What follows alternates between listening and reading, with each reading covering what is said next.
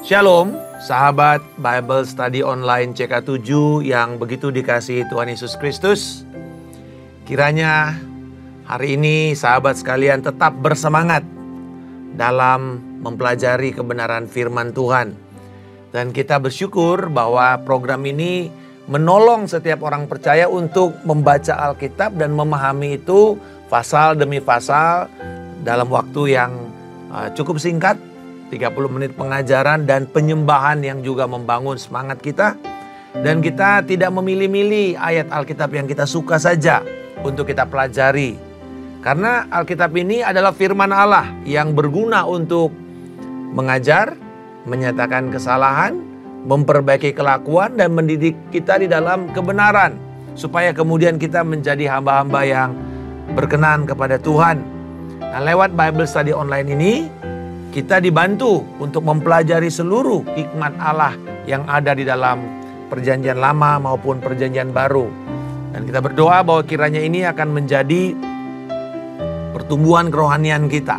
Saudara-saudara, hari ini kita akan membahas kitab Ratapan 3 yang diberi tema penghiburan dalam penderitaan atau kesengsaraan. Dan ini tidak mudah untuk memahaminya.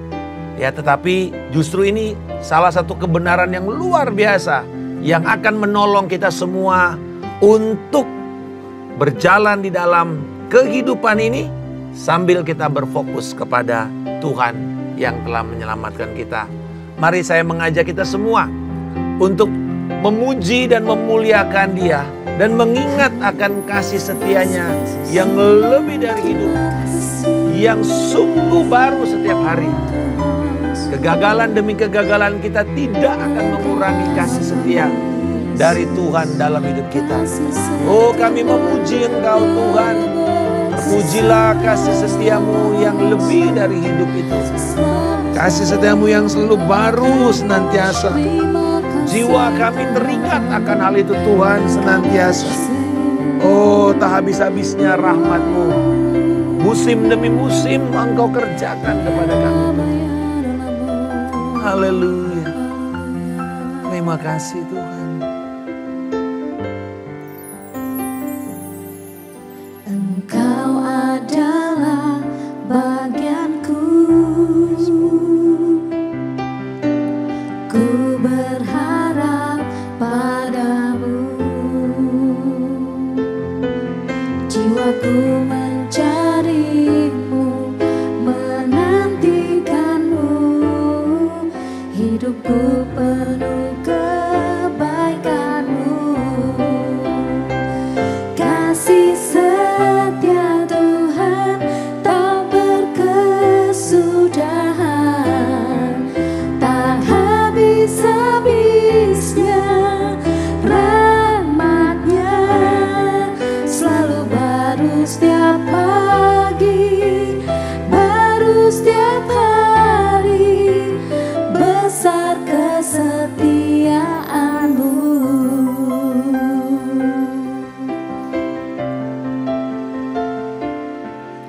Engkau adalah bagianku.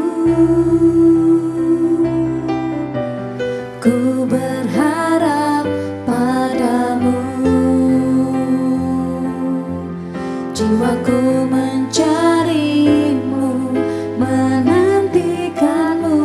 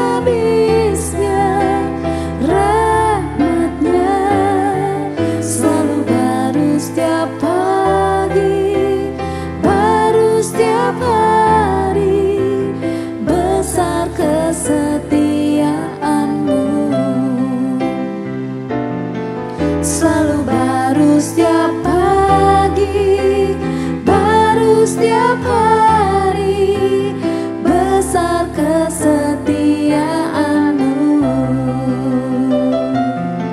Selalu baru setiap pagi, baru setiap hari, besar kesetiaan-Mu. Terima kasih Yesus, besar kasih setia-Mu dalam hidup kami. Terima kasih, besar kasih setiap pagi.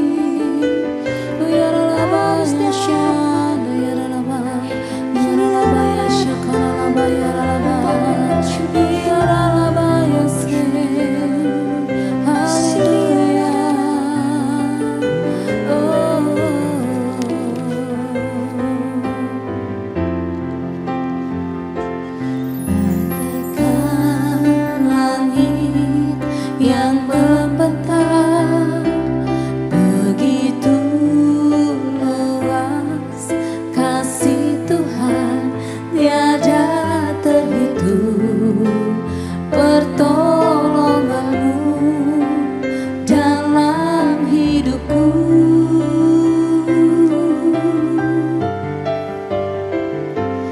Bagaikan dalamnya samudra, begitu dalam kasih Tuhan, tiada terhitung kesetiaan-Mu dalam hidupku.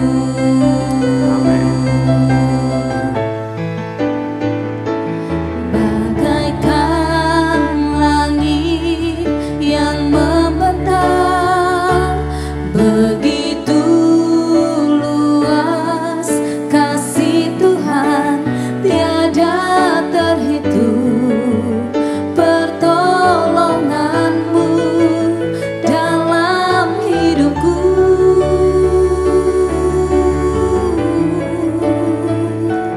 Bagaikan dalamnya samudra, begitu dalam kasih Tuhan, tiada terhitung kesetiaan-Mu dalam hidupku.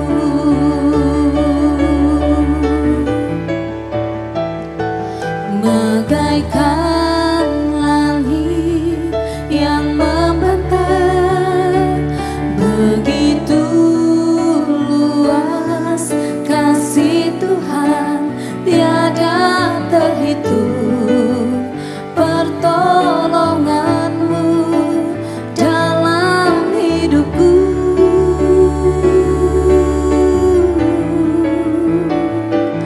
Bagaikan dalamnya samudra, begitu dalam kasih Tuhan, tiada terhitung kesetiaan-Mu dalam hidupku.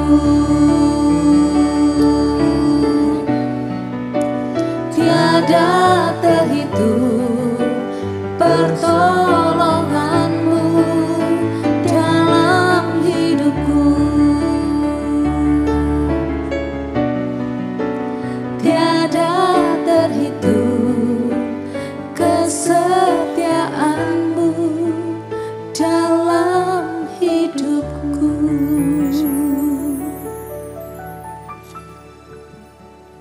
Haleluya. Sungguh luar biasa kalau kita terus mengingat akan kesetiaan Tuhan. Sekalipun seringkali kita tidak setia dan dalam kondisi yang begitu sulit, tapi kasih setia Tuhan akan terus diperlihatkan kepada kita. Sahabat sekalian, kitab Ratapan adalah kitab yang berbentuk puisi. Dan puisi ini adalah puisi dengan gaya formal untuk pemakaman. Jadi makanya ratapan ya, lamentations. Seperti orang yang menangis. Kita bilang sebagai puisi eulogi. Itu puisi untuk mengingat dalam satu perkabungan. Jadi ratapan sudah pasti bukan sekedar satu tangisan dari hati semata-mata, walaupun itu kelihatan sekali. Tapi merupakan upaya untuk merefleksikan tentang makna penderitaan, kesengsaraan yang dihadapi oleh manusia. Jadi kitab ratapan ini sebenarnya di dalam kanon atau teologi ini disebut mengajarkan tentang teodisi atau teodik. Apa itu Pak teodik? Teodik itu adalah sebuah upaya untuk menjelaskan cara-cara Allah kepada umat manusia. Jalan-jalan Tuhan kepada manusia. Tentu kan tidak semua kita bisa pahami. Apakah jalan Tuhan itu selalu senang, bahagia, walaupun di ujungnya nanti adalah kebahagiaan. Tetapi sebenarnya Tuhan ingin juga membuat kita juga melewati kesulitan-kesulitan, kesengsaraan atau penderitaan. Tujuannya untuk kita menjadi serupa seperti gambaran anaknya. Nah, penulis ratapan, kita tahu cuma ada 5 puisi di dalam ratapan ini, jadi ada 5 pasal. Melakukan sesuatu yang lebih dari sekedar melampiaskan perasaannya semata. Tetapi dia berusaha untuk mendapatkan cara pandang atau perspektif ilahi tentang penderitaan. Dan berbagi kepada orang yang sedang menderita sengsara. Baik pada waktu itu, dalam konteksnya itu adalah bangsa Israel yang sedang terbuang, yang sedang menderita.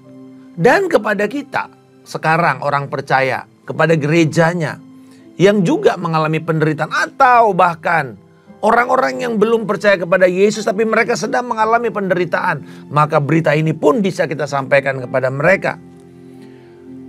Dan ini adalah disatukan dengan kitab Yeremia karena memang menggambarkan apa yang terjadi di dalam tulisan Yeremia kepada bangsa Israel.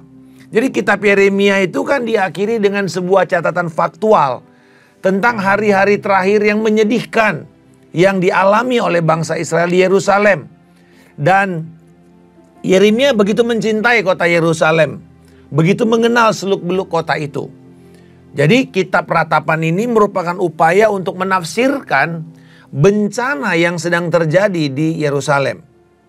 Nah, karena bencana ini dialami oleh seluruh masyarakat, seluruh warga Yerusalem, maka identitas dari orang yang menuliskan kelima ratapan ini kelihatannya tidak penting.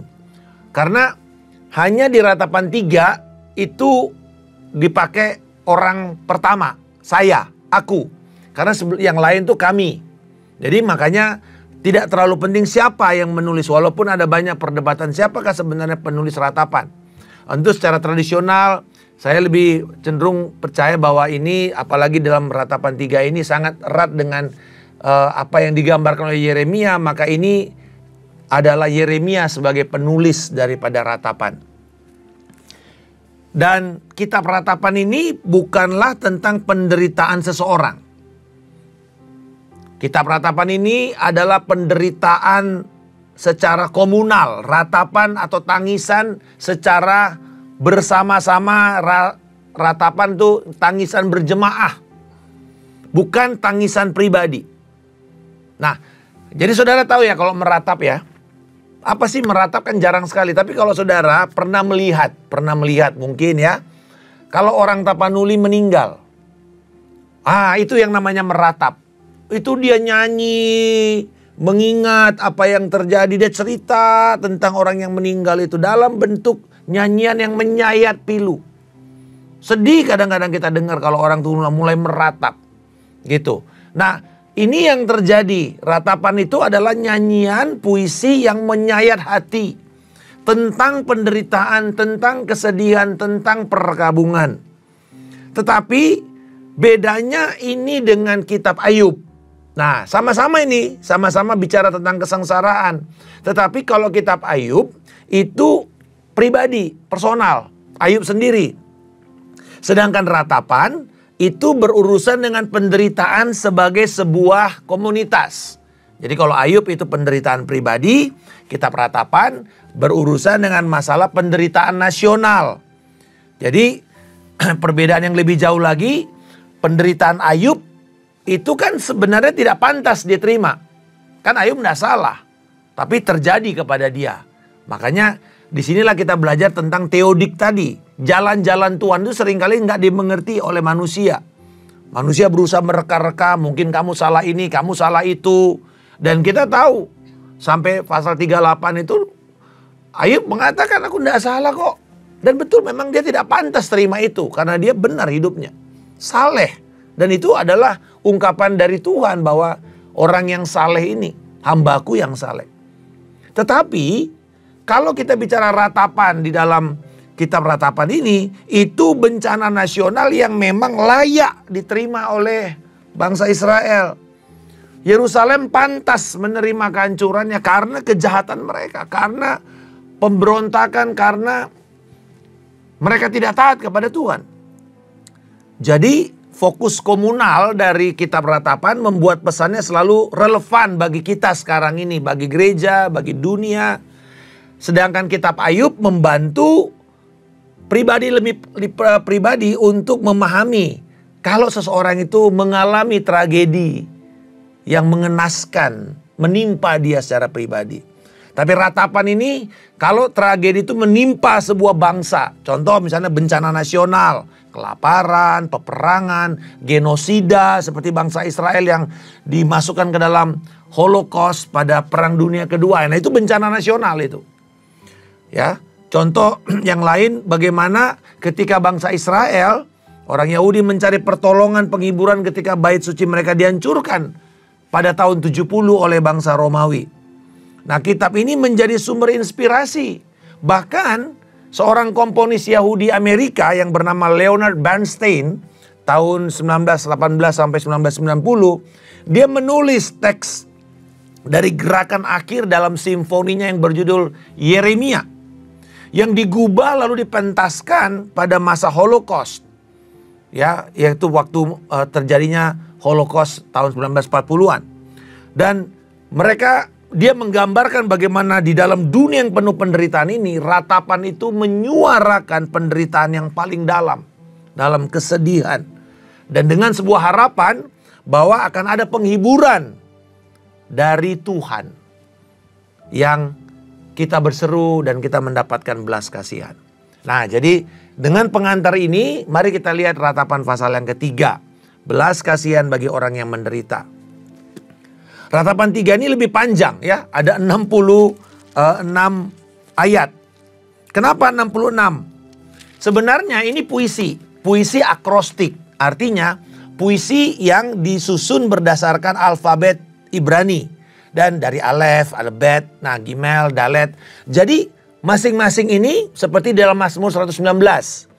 Ya. Tetapi setiap kata itu dimulai dari kata Alef, biasanya kan cuma satu ayat. Nah ini satu huruf itu dipakai untuk 3 ayat. Jadi makanya 3 kali 22 makanya 66. Ya. Kalau dia Ibrani di kitab Mazmur 119 itu satu kata atau satu huruf itu untuk 7 atau 8 ayat. Makanya lebih dari 120-an ayat. Ini loh, jadi kita mesti ngerti pola dari puisi Ibrani. Karena itu kita melihat bahwa Ratapan ini dimulai dengan kata ganti aku ya di Ratapan pasal yang ketiga. Akulah orang yang melihat sengsara. Jadi ini sepertinya seorang pribadi ya, bukan lagi komunal. Dan sementara beberapa orang berpikir ini adalah datang dari mulut Yerusalem, tetapi sebenarnya ini datang dari mulut Yeremia. Jadi ini seperti tanggapan Nabi Yeremia terhadap penderitaan bangsanya. Dan Ratapan Yeremia ini adalah pengingat bahwa penderitaan selalu bersifat pribadi. Ketika sebuah bangsa mengalami masa-masa tragedi, kesengsaraan, tentu yang terbesar apa? Ya, yang mengalaminya secara pribadi. Itu yang kadang-kadang orang sulit untuk melupakan.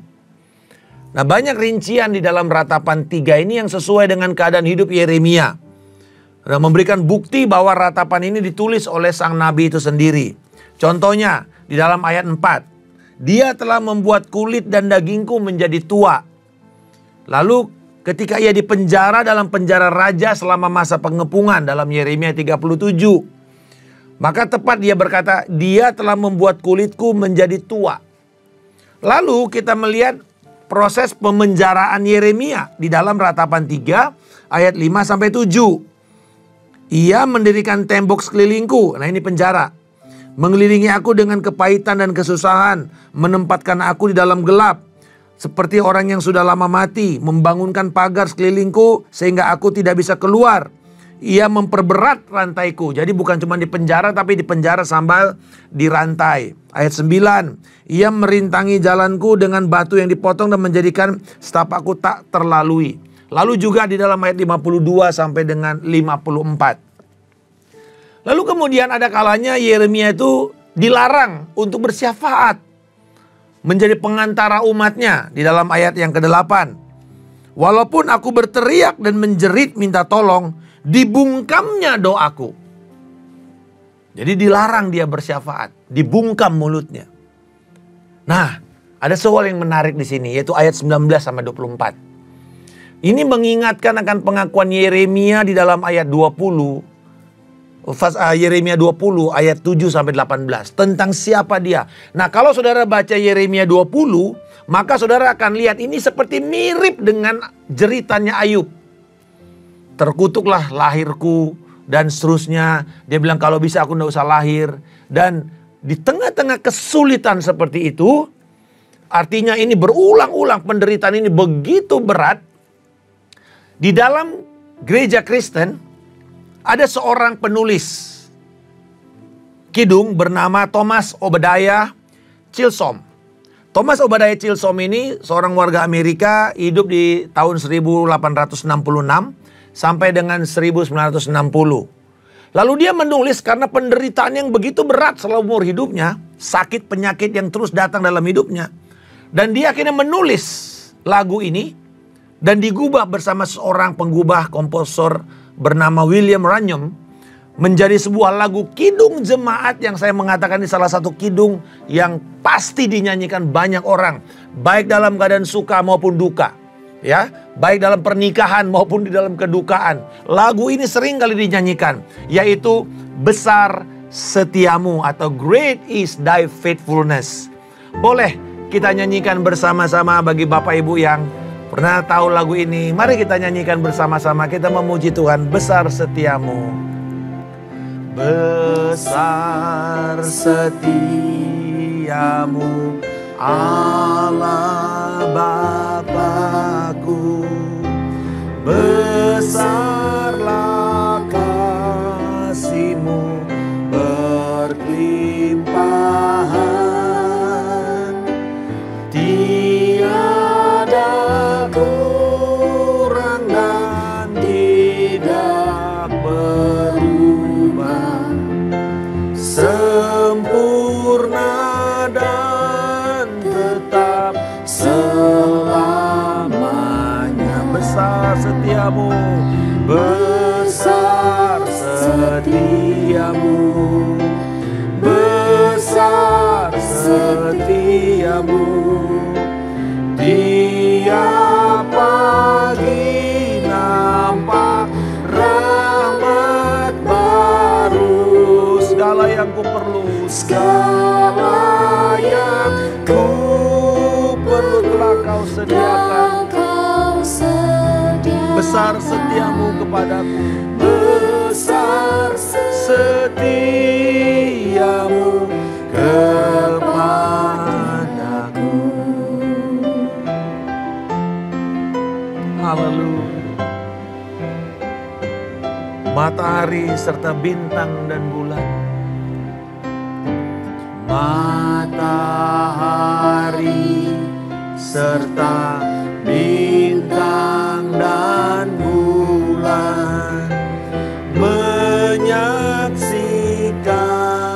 kesetiaan musim menuai, musim menuai dan musim apa? Menyaksikan kasih setiamu, menyaksikan kasih setia. Besar setiamu, besar setiamu, besar setiamu, besar setiamu Tuhan. Besar setiamu, Tiap pagi nampak rahmat baru. Segala yang ku perlu, segala yang ku perlu telah Kau sediakan. Besar setiamu, besar setiamu kepadaku. Besar setiamu, besar setiamu, besar setiamu kepadaku. Sungguh indah lagu ini, saudara. Bahkan tidak lama sebelum kematian dari Chilsoms, dia menulis seperti ini. Penghasilan saya tidak pernah besar setiap saat, karena ada gangguan kesehatan di dalam hidupnya dalam tahun-tahun yang mengikuti dia sampai saat dia meninggal. Lalu dia mengatakan, tetapi saya tidak boleh gagal untuk mencatat di sini kesetiaan yang tidak pernah gagal dari Allah yang memelihara perjanjiannya. Dan bahwa dia telah memberi saya begitu banyak pertunjukan indah dari pemeliharaannya, yang menyediakan dan telah memenuhi saya dengan rasa syukur yang menakjubkan. Kalau kita menempatkan teks lagu Chilsom ini dalam konteks Alkitab yang tepat, maka kita bisa mengatakan keajaiban pemeliharaan yang diberikan Tuhan itu semakin jelas. God displays His faithfulness in every season of life. Tuhan memperlihatkan, menunjukkan kesetiaannya di dalam setiap musim-musim hidup kita. Apa yang ditulis oleh Nabi Yeremia adalah kata-kata seorang yang telah mengalami keselamatan. Dari seorang pria yang telah menderita kejahatan besar, tapi dia tidak meninggalkan imannya kepada kesetiaan Tuhan. Seringkali kalau masa sulit itu gampang untuk kita bisa menjadi murtad, mundur di dalam Tuhan, menyerah di dalam iman kita. Ya betul, Yeremia menderita sengsara, tetapi dia mampu untuk menghargai belas kasihan yang kelihatannya kecil-kecil dalam hidupnya sehari-hari. Saudara-saudara, ini loh yang mau diajarkan di dalam penderitaan kita. Bisakah kita melihat di dalam kesengsaraan kita, mungkin di dalam tempat tidur pembaringan kita di rumah sakit, kita mengingat akan kesetiaan Tuhan. Hal-hal kecil yang kita bisa lihat, mungkin tiba-tiba ada obat yang sebelumnya susah, bisa ada orang kasih. Saya ingat ada teman saya yang kena autoimun, susah mendapatkan obatnya di Indonesia. Tapi bisa tiba-tiba ada orang datang dan memberikan itu dari Australia. Dan dia bisa mendapatkan, dia bisa repeat order itu tanpa harus kesulitan pergi ke Australia. Sesuatu yang sebenarnya adalah kesetiaan Tuhan hari demi hari. Mungkin kita berpikir harusnya mujizat yang spektakuler. Tidak, saudara. Dan kesengsaraan dalam Yeremia, juga dalam kehidupan orang percaya, itu selalu menghasilkan karakter. Kesengsaraan menghasilkan karakter. Di antara banyak hal yang Yeremia pelajari dari penderitaannya adalah ini. Kebenaran yang paling penting tentang sifat Allah. Bahwa dia telah belajar memuji Tuhan atas kasih dan belas kasihannya. Kesetiaannya di dalam perjanjiannya. Mungkin kita melihat di dalam kata ayat yang ke-22. Tidak berkesudahan kasih setia Tuhan, tak habis-habisnya rahmatnya. Ini dipakai kata jamak. Tak berkesudahan kasih setia Tuhan. Kasih setia Tuhan dan kasih setia Tuhan. Jadi saudara-saudara, selalu baru setiap hari. Jadi nggak ada yang basi di dalam kasih karunia Tuhan itu. Dalam kesetiaan, setiap kali mungkin kemarin kita lewat masa sulit, kita nangis sepanjang malam. The moment ada matahari, fajar menyingsing, kita mengatakan, Tuhan terima kasih untuk kasih setiamu. Saudara-saudara, biasakanlah untuk ketika engkau bangun pagi, pertama kita mengucap syukur untuk rahmat-Nya yang tidak pernah habis-habisnya.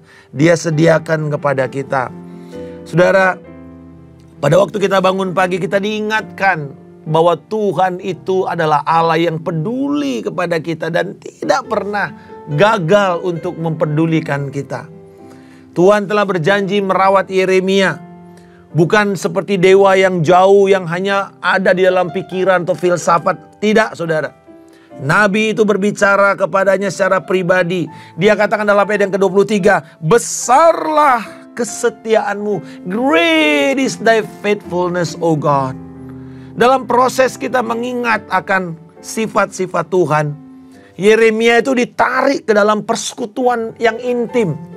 Yang hidup dengan Tuhannya yang begitu setia. Dia tidak hanya sekedar tahu, oh Tuhan itu setia, adil, benar. Dia tahu pengetahuan tentang atribut-atribut Tuhan. Bukan. Tapi dia mengungkapkan pemahamannya itu di dalam puji-pujian. Jadi Bapak Ibu, biarlah puji-pujian kita itu menjadi cara kita belajar teologi sebenarnya. Baca Mazmur, kita nyanyikan. Carilah lagu-lagu yang liriknya itu sebenarnya mencerminkan atau diambil dari firman. Itu sebenarnya cara kita untuk belajar memahami Tuhan dan di dalam firman-Nya. Yeremia bisa belajar sabar di dalam penderitaannya karena dia mengingat akan Tuhan yang setia di dalam ayat 24 sampai 26. Saudara-saudara, orang Kristen yang menderita, kita itu lebih daripada sekedar menderita. Kita juga dalam penderitaan kita dituntut untuk menunggu, menantikan Tuhan. Saya katakan ini bukanlah hal yang mudah. Karena penderitaan kita menunggu itu bukan menunggu yang pasif. Ini merupakan satu istirahat yang aktif. Kita tinggal di dalam kebaikan Tuhan. Artinya begini, setiap hari ekspektasi kita adalah Tuhan pasti menolong saya. Tuhan pasti menyediakan kepada saya. Tuhan pasti memberikan jalan keluar kepada saya. Itu saudara. Jadi pada waktu kita menantikan Tuhan, adalah baik untuk kamu menantikan Tuhan. Adalah baik untuk kamu berharap kepada Tuhan, kata firman. Karena memang Dia layak untuk kita nantikan. Keselamatan yang datang pada waktunya, pertolongan yang datang tepat pada waktunya, itu membuat orang yang tidak menyerah akan mendapatkan berkatnya. Jadi Bapak Ibu, ayat-ayat yang tadi baru saja kita bacakan, di mana Yeremia memuji Tuhan atas belas kasihannya, atas kasih setianya. Dan dia berserah kepada jadwalnya Tuhan. Bukan jadwal Tuhan sekarang, tapi waktu yang Tuhan berikan. Dan ini membentuk klimaks dari kitab Ratapan. Menurut puisi orang Yahudi, pusat daripada sebuah puisi itu adalah di tengah-tengah, di bagian tengahnya. Di mana bagian tengah dari puisi ini dalam pasal 3? Justru di dalam ayat 22 sampai 26. Tentang kesetiaan Tuhan tadi itu. Tentang rahmat-Nya. Jadi dengan kata lain ayat-ayat yang dari ayat 22 sampai 26 yang tadi kita nyanyikan itu adalah satu detak jantung dari ratapan pasal yang ketiga. Yeremia akhirnya menemukan tempat penghiburan, tempat pengharapannya yang tidak pernah goyah hanyalah kasih setia Tuhan.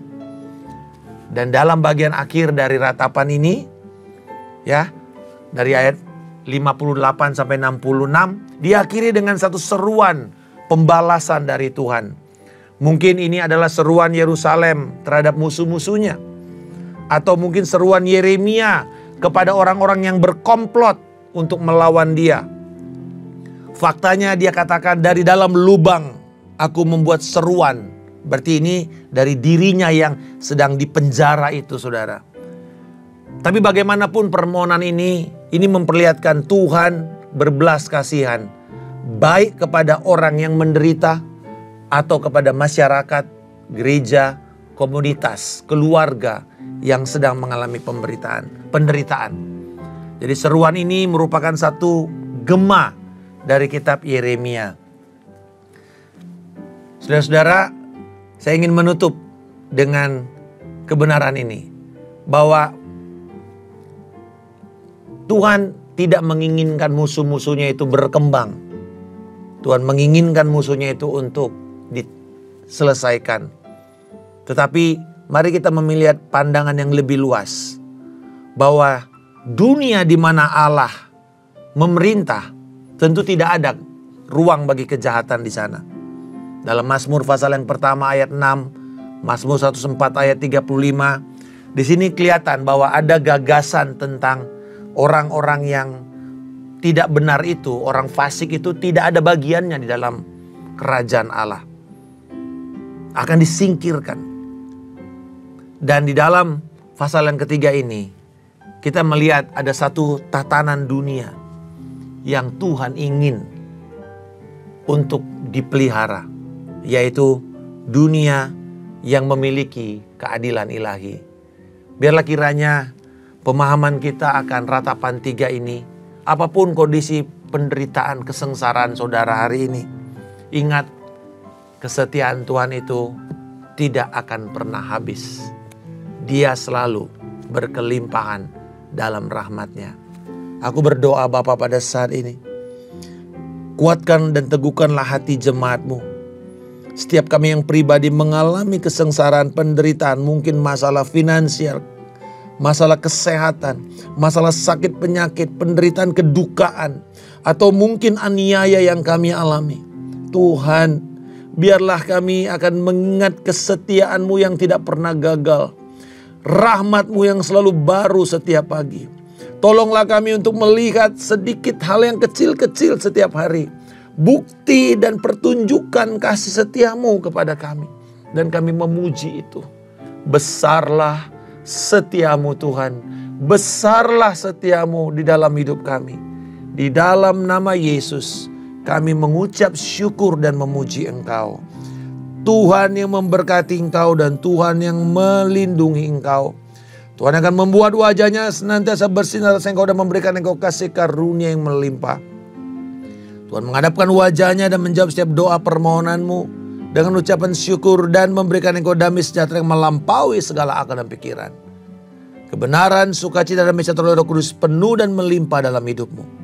Kasih karunia dari Allah Bapa, cinta kasih dari Tuhan kita Yesus Kristus, persekutuan yang indah, erat dan manis dengan Roh Kudus menyertai engkau dari hari ini sampai Tuhan Yesus Kristus datang menjemput kita di awan kemuliaan dan membawa kita memerintah dalam kerajaan damai-Nya hingga kekal selama-lamanya. Di dalam nama Tuhan Yesus Kristus kami telah berdoa dan mengucap syukur. Haleluya. Amin. Tuhan Yesus memberkati. Shalom.